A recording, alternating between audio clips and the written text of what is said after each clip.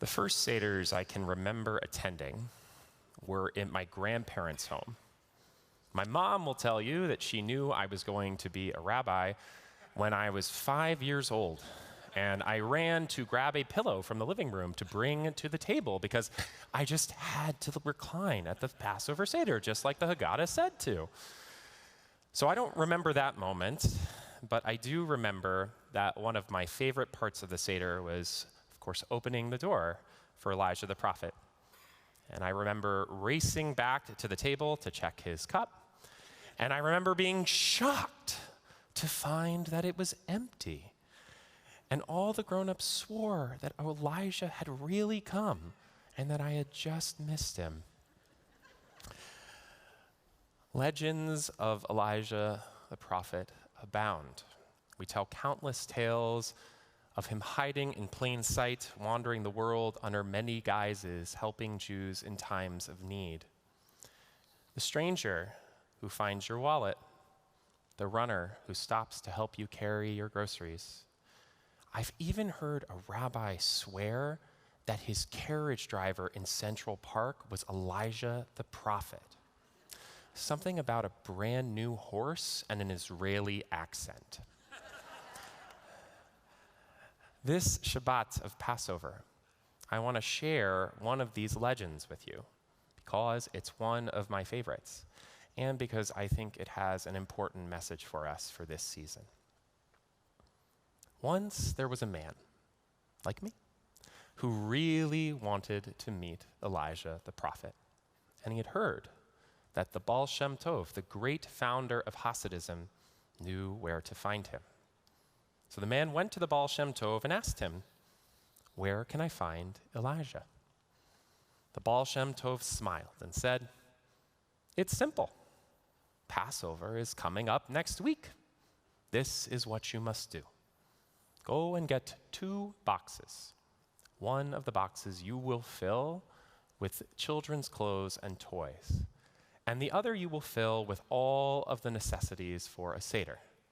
A Seder plate, matzah, maror, a shank bone, and a true Passover feast. Then, on the first night of Passover, you will go to the outskirts of town. There you will find a rickety old house.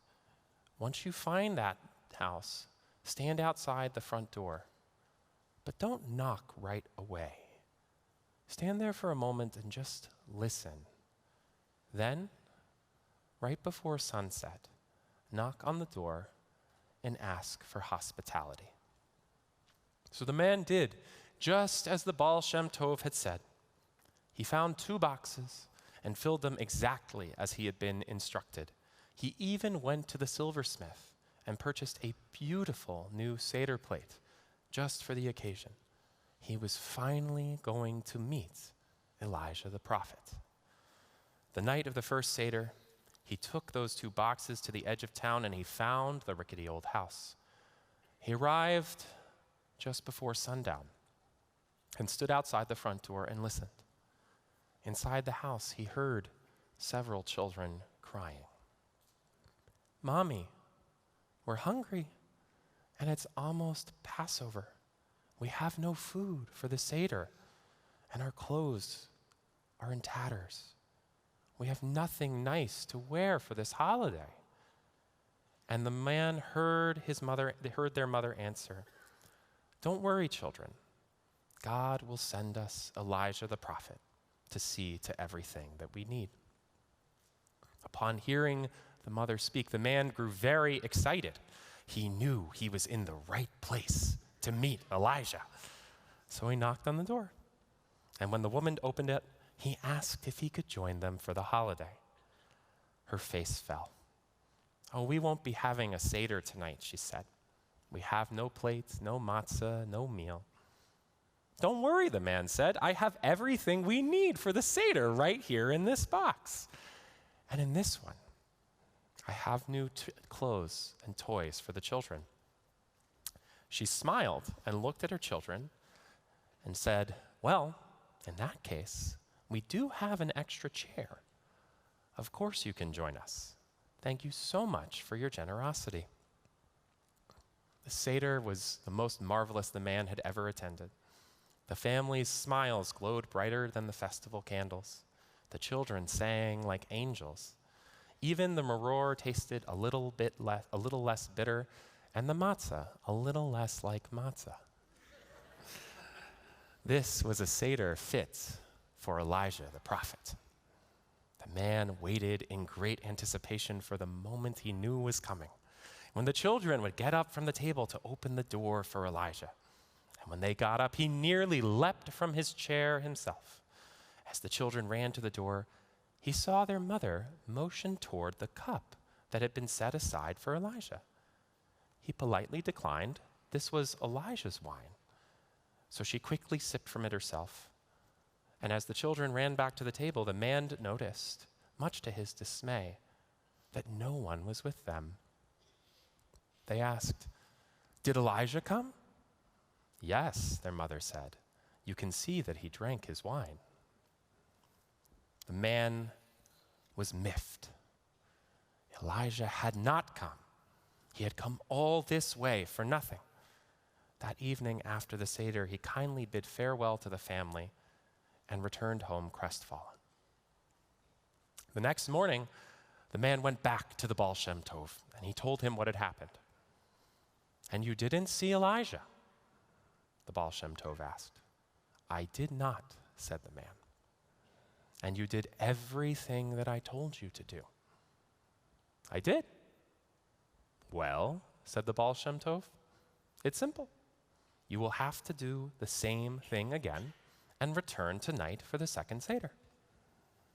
So the man spent the day filling 2 boxes like before, and he trekked out to the edge of town. He arrived at the same house, stood at the same front door, and he listened once more. Again, he heard the children crying, "Mommy, it's so sad.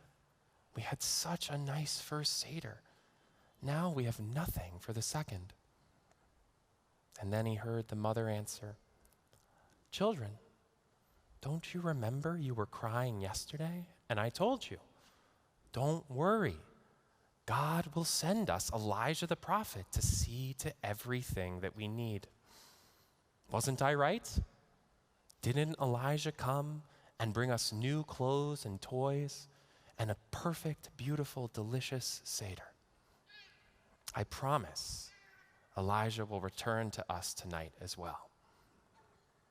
Then the man understood, and he smiled, and he knocked on the door. This Passover, during this season of hope and renewal, let us remember that Elijah the prophet walks among us, because each of us is a miracle waiting to happen, because we too can bring the feast. We too can wait at the door. We too can make dreams come true, so long as we pause and listen. Shabbat Shalom and Chag Sameach.